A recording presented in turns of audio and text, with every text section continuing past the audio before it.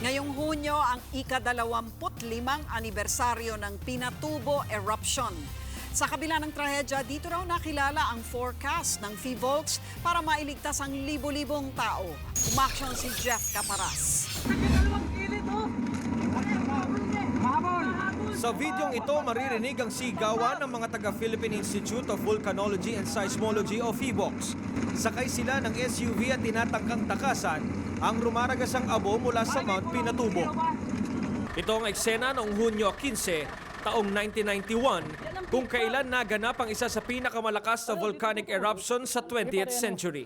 Isa sa mga nasa gitna ng aksyon noon si PHIVOLCS Director Renato Solidum. Pagkita pa lang daw niya sa mga ibinubugang bato ng bulkan, alam na nilang may mas malaking pagsabog na magaganap. Nag-abiso na sila sa mga residente na lumikas.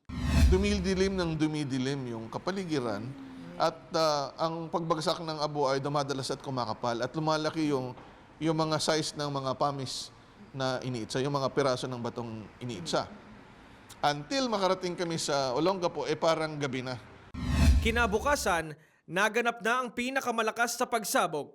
Umabot sa 5 kilometro ang ibinugang abo at bato ng bulkan. Bumuhos din ang malakas sa ulan at rumaragasa ang lahar. Dahilan para mabulabog ang libo-libong bahay. Nasa higit 200,000 pamilya ang nawala ng tirahan. Higit 800 naman ang nasawi. Sa satellite video na ito mula sa NASA, makikita ang pinagbago ng gitnang Luzon bago at pagkatapos ng pagsabog. Bumaba rin ang temperatura ng mundo ng 0.5 degrees Celsius mula 1991 hanggang 1993. Ayon kay Solidum, dahil sa Pinatubo, ay nagbago ang paningin ng publiko sa PHIVOLCS. Na-recognize ang PHIVOLCS ng United States Department of Interior sa magandang pagbibigay ng monitoring and warning sa Pinatubo, lalo pang napaangat yung importansya ng scientist sa sektor as a sector na dapat pahalagahan ng bansa, hindi lang ng gobyerno siya.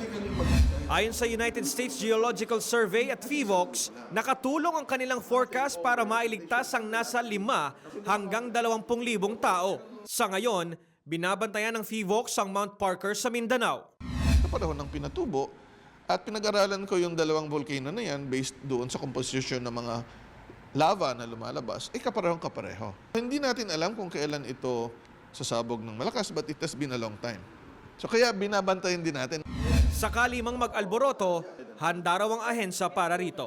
Umaaksyon, Jeff Caparas, News 5. Be sure to come back. Use 5 everywhere. Copyright 2016.